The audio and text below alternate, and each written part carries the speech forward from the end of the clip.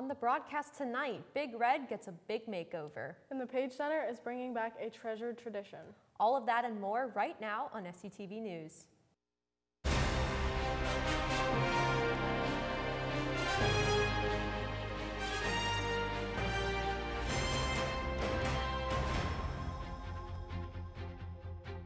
Thanks for joining us on SCTV News. I'm Bailey Casada. And I'm Haley Galaskas.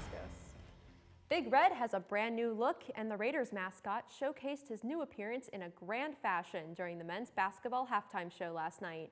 After showing off his dance moves with the cheerleaders, student ambassadors, and members of the Red Sea, Big Red spent the remainder of the halftime taking pictures with fans, pumping up the crowd, and trying to keep his pirate hat on.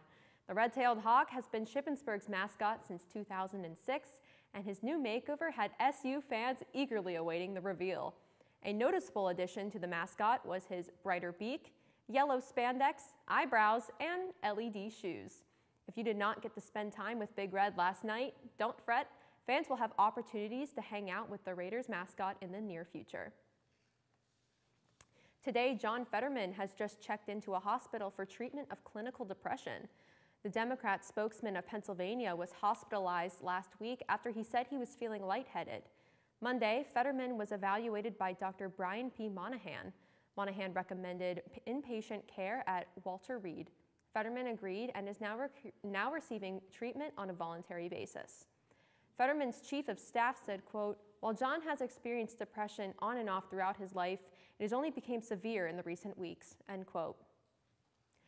If you are a movie fan, and you will have the chance to quench your thirst this March as signups are now open for RHA's mocktails. All student groups from across the campus community are invited to compete for the best non-alcoholic beverage based on their favorite movies. The event will be judged by several recognizable faces from across the campus, with them looking for the best drink, most spirited, and best decorations. Groups will have until March 17th to sign up, and the event itself will be held on March 29th from 7 to 9 p.m. in the Cub MPR. If you are interested in competing, feel free to contact the Residence Hall Association at rha@ship.edu. The Page Center is bringing back one of their most beloved traditions. The Vagina Monologues is a contemporary play by Eve Ensler, which tells several different stories by several different women, all centered around their experiences with sexuality, menstrual periods, reproduction, vaginal care, and more. The event was a yearly event for the university under the Pride and Women's Center, but due to COVID-19, the event was unable to go on. Now under the direction of Vera Urquiza, the show is back on and will be held at McFeely's Cafe on February 17th and the 18th, beginning at 7 p.m. on both dates. Entry to the event is free. The beloved Mars Wrigley Candy Company has just been fined for an incident that occurred early last summer. The incident resulted in 2 workers falling into a vat of chocolate at the Elizabethtown Mars factory. The workers were part of an outside contracting firm performing maintenance when they fell into the partially filled tank. The workers were not authorized to work in the tank and weren't trained on proper safety procedures for the equipment. A hole had to be cut into the bottom of the tank where firm crews helped them escape through. They were then immediately taken to the hospital, one by helicopter. The Federal Workplace Safety Authorities fined the company for more than $14,500. When we come back, we look at what we know so far in the shooting at Michigan State University. Stay tuned. Gunmen opened fire on the campus of Michigan State University and left 3 students dead and several injured. SUTV's Adam Beam gives us the latest. It was 5 years ago when 19-year-old Nicholas Cruz opened fire in the hallways of Stoneman Douglas High School in Parkland, Florida, and now another tragedy has struck just a day before the anniversary. At Michigan State University, a gunman suspected to be this man, 43-year-old Anthony Dwayne McCrae, opened fire at the Berkeley Hall building before more shots were reported at the Student Union building. Students were ordered to shelter in place as police spent over 2 hours in pursuit of the shooter. Students fleeing dorm buildings expressed the terrifying ordeal. I was sitting right next to the door where he came in, literally one of the first 2 seats he came in. And I thank God my fight or flight response kicked in because I booked it to the far side of the class and ducked down, and he came in and shot 3 to 4 times in our classroom. It's terrifying, man. It really is. We don't know what to do at all. We're just listening to the police scanners, hoping for the best. You never think it's going to happen until it actually happens. You know, you think you're safe, and then we all thought we were safe on the second floor in the cafeteria, but obviously we weren't. We were told to evacuate. We all ran out. It was terrifying. It's pretty scary. One of the MSU students is Jackie Matthews, who was also a student at Sandy Hook Elementary when a gunman opened fire there in 2012, leaving 20 children and 6 teachers dead. She took to TikTok to express her grief and now living through the second mass shooting in her lifetime. The fact that this is the second mass shooting that I have now lived through is incomprehensible. My heart goes out to all the families and the friends of the victims of this Michigan State shooting. But we can no longer just provide love and prayers. It needs to be legislation. It needs to be action. It's not okay. We can no longer allow this to happen. We can no longer be complacent. 3 students were killed and 5 remain in critical condition, while the suspected gunman is also deceased from a self-inflicted gunshot wound. Police have been able to reveal that McCrae had no affiliation with the university but was found guilty of firearm charges in 2019. The names of the 3 victims have now been revealed as Brian Frazier, Alexandria Verner, and Ariel Anderson. All the while, police continue to search for a motive behind what is just the latest tragedy to shake our country. As of February 14th, this is the 67th mass shooting in the United States and another stark reminder of this ever-increasing trend. It's happening far too often in this country. Far too often. While we gather more information, there's one thing we do know to be true. We have to do something to stop gun violence ripping apart our communities. For SUTV News, I'm Adam Beam. On Tuesday, Shippensburg University President Charles Patterson sent an email to the campus community stating, "We remain committed to the safety of our campus community and hope you will join us in this effort," end quote. A 138-car train carrying multiple cars filled with toxic chemicals has derailed on the Norfolk Southern Railway near East Palestine, Ohio. 38 of the 130-car train has burst into flames as high as 100 feet. An evacuation was ordered by Ohio Governor Mike DeWine due to the threat of the vinyl chloride, a toxic chemical released from the train cars. Scientists say exposure to vinyl chloride can lead to long-term side effects, as well as lymphoma and liver cancers, leaving many locals concerned about their return to their homes. The Environmental Protection Agency still continues to screen homes in order to detect any harmful chemicals from the derailment. Adidas is set to lose around $1.3 billion if they can't sell the remaining Yeezys by the end of the year. Bjorn Gluden, the current Adidas CEO, said in a release statement, quote, "The numbers speak for themselves. We are currently not performing the way we should be," end quote. This comes as Adidas cut ties with their former partner Ye, formerly known as Kanye West, for his anti-Semitic remarks. Adidas is still selling Yeezy sneakers, but altering referencing to Ye's name. Over the weekend, 3 unidentified flying objects were shot down over parts of North America. Here with the details is SUTV's Adam Beam.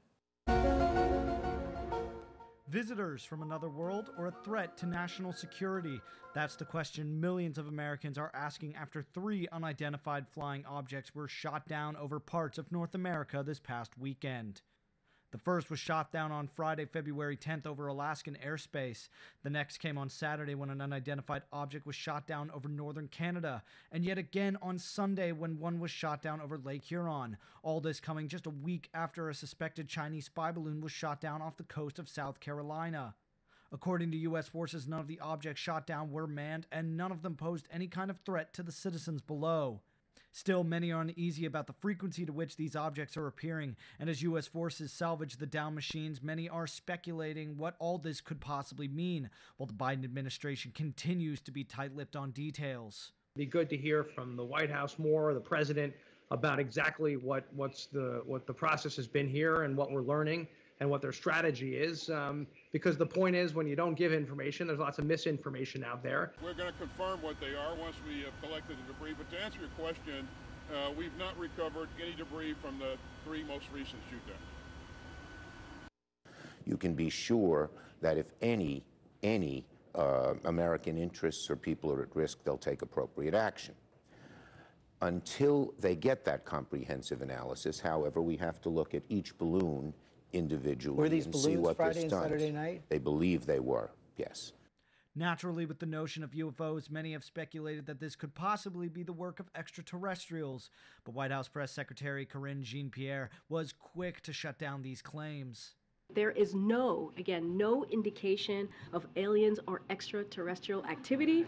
With these recent takedowns, again, there is no indication of aliens or terrestrial activity with these recent takedowns. Wanted to make sure that the American people knew that, all of you knew that, and it was important for us to say that from here because we've been hearing a lot about it. No matter what they are, U.S. forces are watching the skies closer than ever before. For SUTV News, I'm Adam Beam. Coming up in world news, we have an update on the earthquakes in Turkey and Syria. We have more after the break. Looking for a way to be informed and get involved? Join student media on campus. Whether it's SHIP's Emmy-winning TV station, SUTV, award-winning newspaper, The Slate, university radio station, WSYC 88.7, or nationally recognized Public Relations Society, PRSSA. There's an organization for you. Make the most of your college experience. Visit the 3rd floor of the Cub or Roland Hall for more information. This has been a public service announcement from SUTV. What's going on in the Slate this week? Carmine Chicatano has your Slate preview for this week. Coming up this week in the Slate, the news section will have an update on the shooting at Michigan State University and a Your World Today column about street harassment.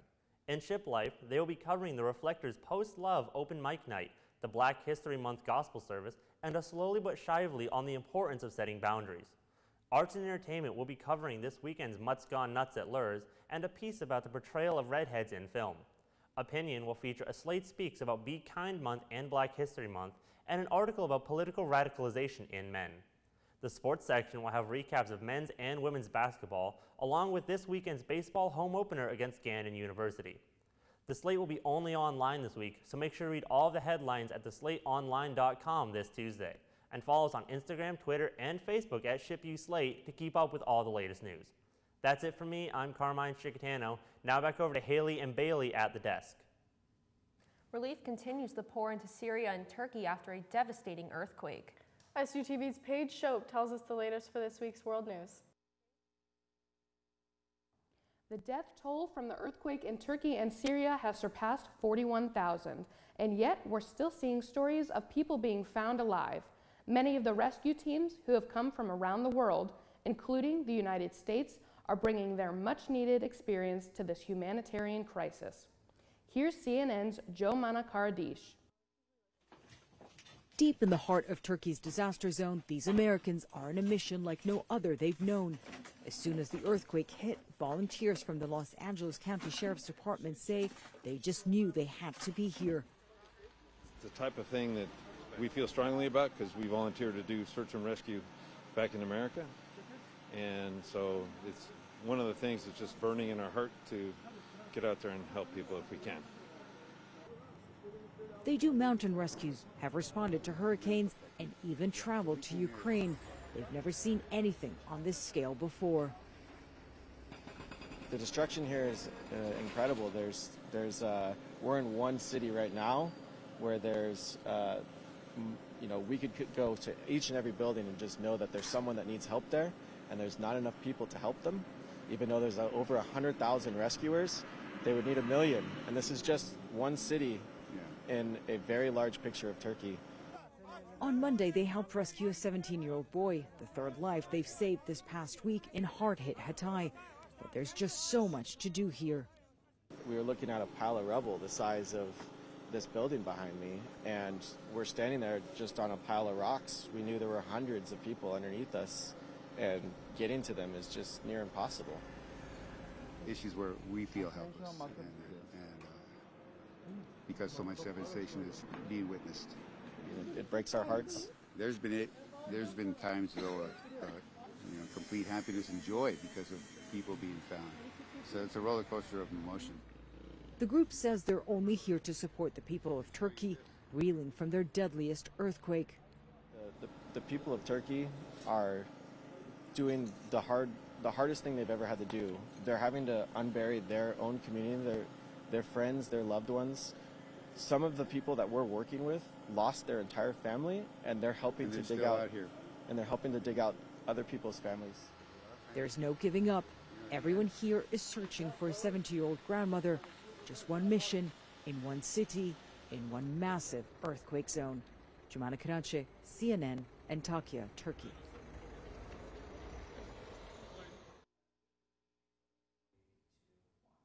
An Israeli border police officer died overnight after being stabbed by a 13-year-old boy and then hit by gunfire from a security guard responding to the incident, the Jerusalem Border Police said late Monday.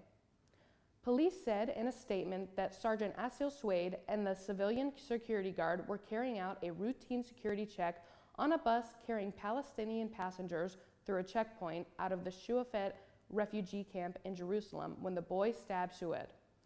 Solomon Kadir, a passenger on the bus, told CNN the boy had stowed away on the bus and that the security guard panicked and opened fire when he saw the teenager emerge.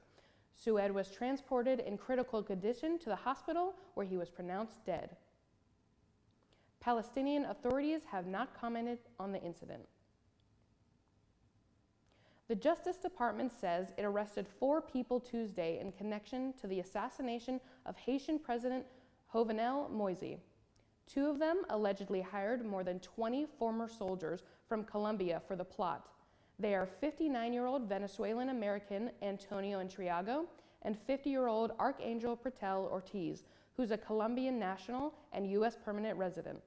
Intriago also owns a Miami-based firm called Counter-Terrorist Unit Security. They're charged with supporting a conspiracy to kidnap or kill the president. That's also the charge against a 54-year-old Ecuadorian American named Walter Ventimilla. The other person is 64-year-old Frederick Bergman of Tampa. He is charged with conspiracy to commit export violations for allegedly smuggling ballistic vests for the operation. Alexei Navalny is sharing a bittersweet Valentine's Day message to his wife.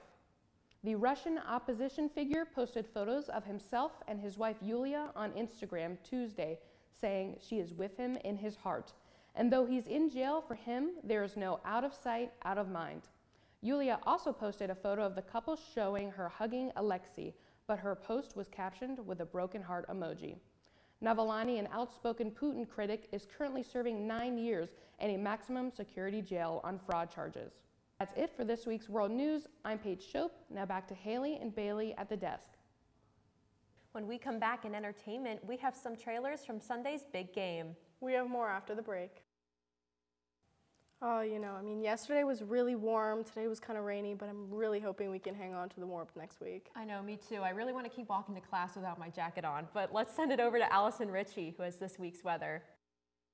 Good evening, Shippensburg. Let's look at this week's weather forecast. I hope everyone stayed dry today with the light rain we saw. Temperatures stay around the high 50s with occasional showers throughout the night. Tomorrow, the rain sticks around with a morning high of 61 and temperatures drop to below freezing with a low of 24 at night. Over the weekend, Saturday brings sunny skies with a high of 48 and a low near 30 in the night. Sunday, the clouds roll back in with temperatures up again in the 50s. As we enter week 6 of the semester, the cloudiness remains with a high near 54 and a low of 31 on Monday. Tuesday is slightly colder with a high of 49 with slight chance of rain showers throughout the day and into the nighttime. Wednesday, the temperatures go up again with an overcast high of 56 with rain showers at times. Thursday is pretty much the same story with a high near 53. The rain seems to taper off into Friday with a cloudy high near 45. With that, stay dry this upcoming week, and I'm Allison Ritchie.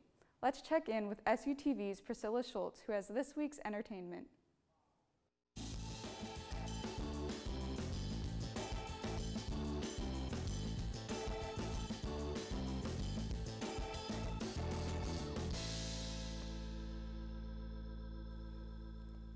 Rihanna put on a great show during this year's big game. She took on the world's biggest stage while performing many of her biggest hits such as Only Girl in the World, We Found Love, Umbrella, and Diamonds, to name a few. The show consisted mainly of her on a moving elevated platform, dressed in bright red from head to toe, and singing her heart out with many backup dancers. But Rihanna's big game performance isn't the only thing people are talking about.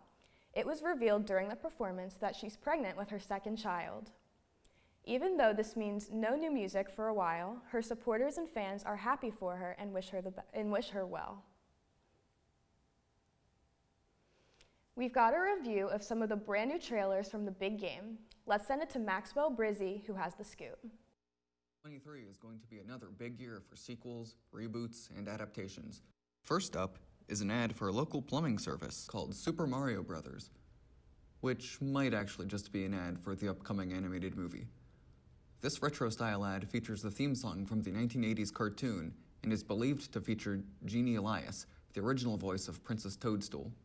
The Super Mario Brothers movie jumps into theaters on April 7th. Next up is Guardians of the Galaxy 3. The third entry in the beloved Marvel series, directed by James Gunn, the film looks to be darker than the previous two, with hints at Rocket Raccoon's origins. Nevertheless, our lovable misfit heroes haven't lost any of their humor. Guardians of the Galaxy 3 releases on May 5th. The spot for Transformers: Rise of the Beasts gave us our first look at the character Mirage, voiced by SNL's Pete Davidson. The film was a sequel to 2018's Bumblebee, which was a franchise reboot. The film premieres June 9th. Next is The Flash, a multi-universe spanning adventure which shows us the hotly anticipated return of Michael Keaton as Batman.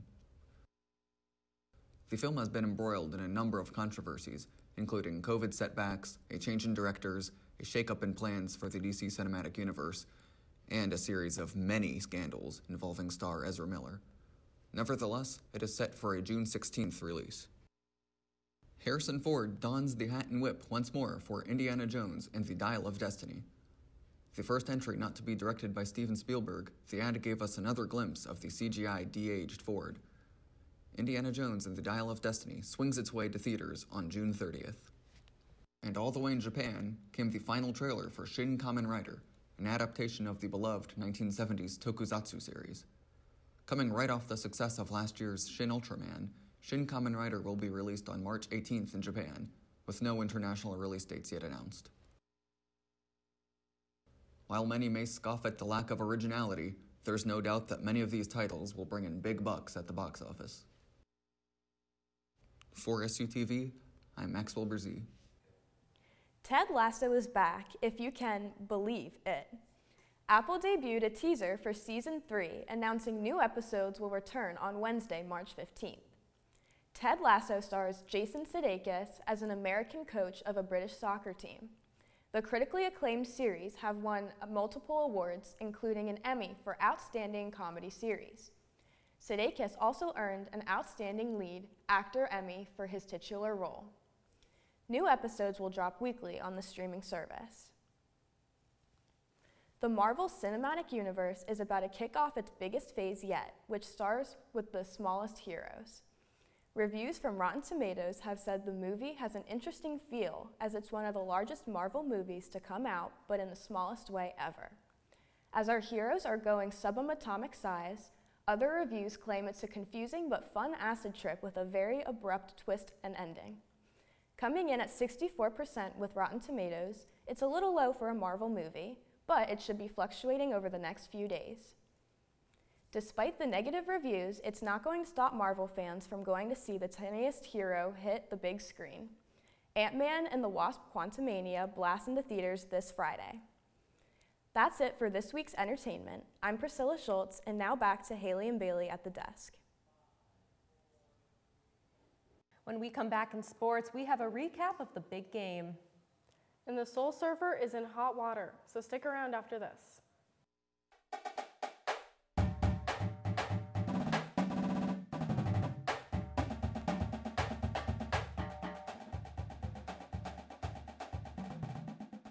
Men's basketball was back in action last night at Higas Fieldhouse taking on Millersville. 4 minutes into the game, Raiders up by 1. Matt Dade drives in the lane, draws the foul, and gets the basket. The Marauders take the lead back. On to the last minute of the first half. Raiders trail by 34-23. Drew Stover's long three connects to extend the lead for Marauders to 14 points, heading into the second half. On to the second half, they crawled back in this one, only trailed by 1. Rashawn Johnson made both of these free throws to give the Raiders a 1-point lead with just under 4 minutes to go in regulation. On the next possession, Justin Nuosu hits a three-pointer to give the Marauders the lead back 57-55. Later on, Carlos Carter put up the layup through contact, gets the bucket and the foul. He made both the free throws. Carter converted the three-point play and gave the Raiders a 1-point lead. The Marauders regained the lead with under a minute left. Jami Ested makes a three-pointer, give the Marauders a 2-point advantage. The Raiders end up dropping this one to Millersville 67-63. The Raiders are back at home on Saturday when they host Bloomsburg. Tip-off is set for 3 o'clock. Bethany Hamilton is finding herself in troubled waters after her most recent statement. Surfing champion Bethany Hamilton, best known for persisting as a surfer after losing her arm in a shark attack, has released a statement saying she will not compete against trans female surfers. The pro surfer shared on Instagram that she will boycott the World Surf League after the organization introduced new policies allowing transgender women to compete in women's events. The World Surf League announced plans to adopt the International Surfing Association's policy, which requires trans athletes seeking to compete in the women's division to maintain a limited testosterone level 12 months prior. The Soul Surfer has faced claims of transphobia following this statement, with some TikTok creators even siding with the shark that bit off Hamilton's arm. Despite backlash, Hamilton argued that these policies would encourage male body dominance in women's sports. The big game in the NFL was all the talk this week in sports. Here with all the highlights of the NFL championship is SUTV's JD Dorazio. Well, over the weekend, it was the big game in sports, the NFL championship. The Eagles scoring on their first possession. Now the Chiefs have the ball. Isaiah Pacheco, he's going to take the ball all the way down to the 20-yard line. Chiefs in business early on. The following play, here's Patrick Mahomes looking out to his right, and he finds Travis Kelce in the end zone for the touchdown. Chiefs tie the game up at 7. That score would not remain for that long, though, because on the following possession, the Eagles are going to take a shot down the field. Here's Jalen Hurts serving up the deep ball, and A.J. Brown gets it for the big-time score. What an impressive play that was. And the Eagles respond. They retake the lead. The score, 14-7. Here come the Chiefs now driving down the field. This has been a high-scoring game, as you can tell. The score now 24-14. Here's Mahomes rushing, still going, and he's going to be tackled just around about the 5-yard line. Chiefs knocking on the door once again. Second and goal now. Ball on the 1-yard line. The Chiefs are just going to hand this off to Pacheco again, and he scores. Chiefs cut the lead down to 3. Here come the Eagles on their ensuing possession. They'll drive down the field, but they stall at about the 30-yard line, so they'll have to attempt a field goal, and it's up, and it's good. Chiefs once again are able to drive down the field, and this time they find a pass to Kadarius Toney. He is wide open for the touchdown. A blown coverage there by Philadelphia. The Chiefs take the lead.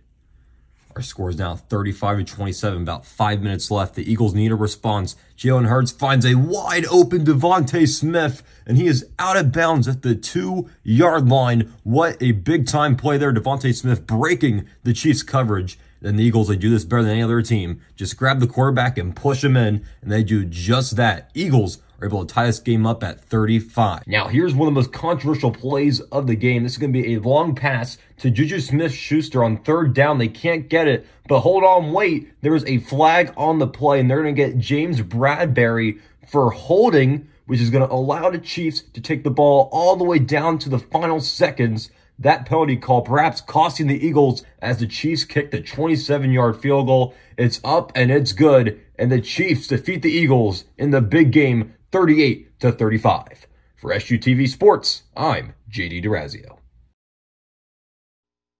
That's it for this week's sports. I'm Alexander Haig. Now back to Haley and Bailey at the desk.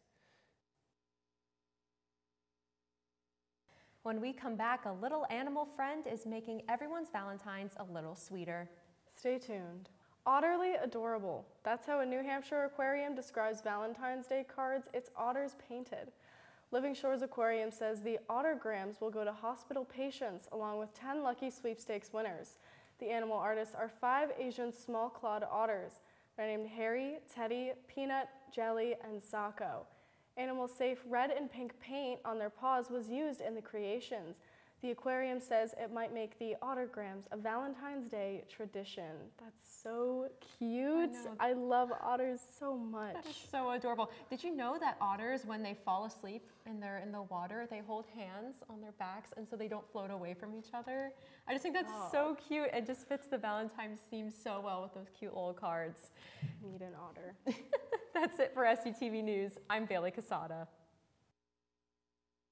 Haley Galaskis. Don't forget to follow us on Facebook, Twitter, and Instagram at SUTV News, and check out our website, sutvnews.org. We'll see you next week. Good night.